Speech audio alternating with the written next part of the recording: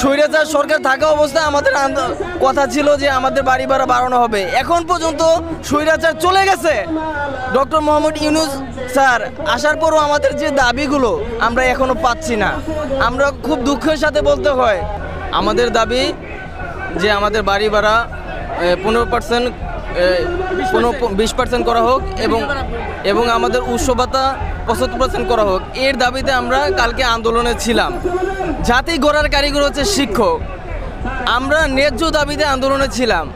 আমাদেরকে পুলিশ যে অমানবিক নির্যাতন শুরু করেছে তা মেনে নেওয়ার মতো না। কালকে আমাদেরকে ধরে ধরে নিয়ে গেছে, কালকে আমাদের উপর লাঠিচার্জ করা হয়েছে।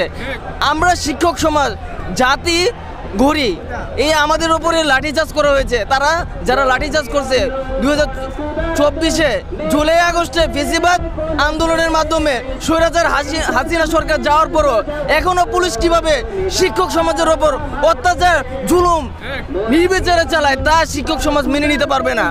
আমাদের দাবি যদি না মেনে নেওয়া হয় সচিবালয় ঘেরাও করা হবে প্রয়োজন অনুসারে।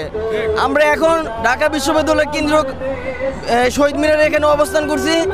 আমাদের যে ন্যায্য দাবি, আমরা কারো রাস্তা বিশৃঙ্খলা করতে চাই না, সচিবালয় ঘেরাও করতে চাই না। আমরা শুধু শান্ত পরিবেশে আন্দোলন করছি। যদি আমাদের দাবি মেনে না হয় তাহলে আমাদের এমপিভুক্ত যেই জেলাভিত্তিক উপজেলা ভিত্তিক ইউনিয়ন ভিত্তিক যে প্রতিষ্ঠানগুলো রয়েছে সকল প্রতিষ্ঠান অনির্দিষ্টকালের জন্য তালা ঝুলানো হবে। স্বৈরাচার সরকার থাকা অবস্থায় আমাদের কথা ছিল যে আমাদের বাড়ি ভাড়া বাড়ানো হবে। এখন পর্যন্ত স্বৈরাচার চলে গেছে। ডক্টর মোহাম্মদ ইউনূস স্যার আসার পরও আমাদের যে দাবিগুলো আমরা এখনো পাচ্ছি না। আমরা খুব দুঃখের সাথে বলতে হয়, এখন আমাদের আন্দোলনে আসতে হবে। আমাদের ছেলেমেয়েদেরকে আমরা দুমুঠো খাবার দিতে পারি না, আমরা শিক্ষকতা করি। পুলিশদেরকে বলতে চাই, আপনারাও আমাদের হাতে পড়াশোনা করে এখন আপনারা দায়িত্বে আছেন। আর কোনো শিক্ষকদের ওপর আপনারা নির্বিচারে অত্যাচার চালাবেন না, লাঠিচার্জ চালাবেন না। আপনাদেরকে বলতে চাই, স্বৈরাচার যাওয়ার পরও যদি আপনারা লাঠিচার্জ শুরু করেন শিক্ষক সমাজ কিন্তু বসে থাকবে না।